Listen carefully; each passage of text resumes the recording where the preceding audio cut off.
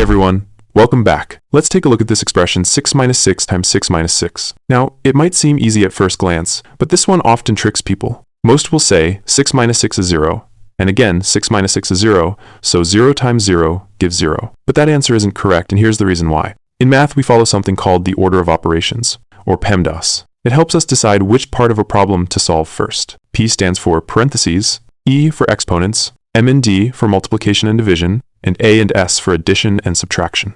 That means we always start with parentheses, then exponents, then multiplication or division from left to right, and finally addition or subtraction, also from left to right. Now, let's apply that rule carefully here. Our expression is 6 minus 6 times 6 minus 6. There are no parentheses or exponents, so we go straight to multiplication. According to PEMDAS, multiplication comes before subtraction. So first, we do 6 times 6, which equals 36.